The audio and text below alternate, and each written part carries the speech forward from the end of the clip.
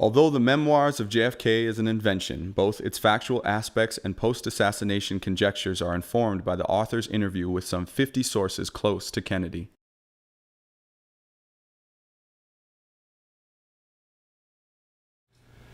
Yes, I did have special access because I had a lifelong friendship and a collegial relationship with Pierre Salinger, Kennedy's press secretary. We were reporters together on the San Francisco Chronicle. We both went to New York to join Collier's. We shared a very small office there.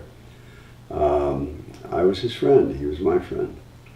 And ultimately, I ghosted a book for him on the hostage crisis when American diplomats were all taken hostage in Tehran held for so long. Pierre had a story nobody else knew about. Pierre's book came out, it did very well, it was very well received, and we'd had such a good time doing it, it damn near killed me, but it was very gratifying for a journalist to be involved in that kind of, at that kind of level. And so it was a story I could write, and apparently everybody admired it, and so we did a couple of novels together, novels of international intrigue, and so I was not unknown to the members of the Kennedy circle, and I also feel I was trusted because of the work I'd done, and they had all read the book, obviously, and subsequently the two novels. So that when I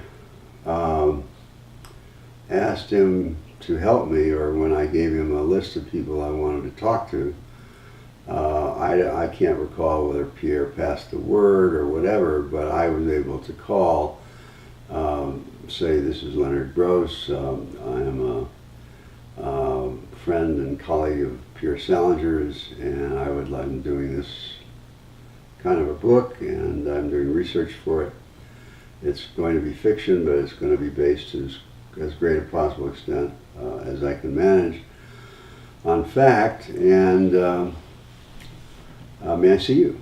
And as I said, as I've said before, they wanted very much to talk about it, to help.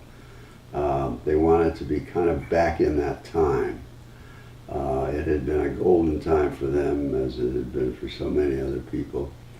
And they wanted to recapture it and relive it again for an hour or 2 hours or whatever. And they just were so generous with their time. Walter Heller, for example, Kennedy's chief economist. I spent 4 or 5 hours with him. He came to Los Angeles. I took him to lunch, drove him to the airport. He was leaving. And I learned stuff about Kennedy that I never otherwise would have gotten. Kennedy was a cheapskate. He thought $1 billion he couldn't get over that something might cost $1 billion. Well, today that's chump change.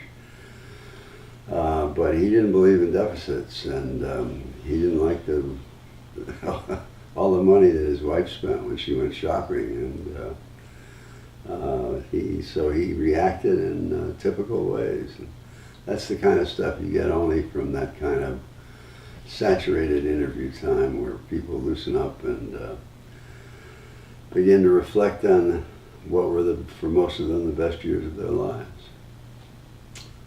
So 50 people was the essence of it, and they were all players.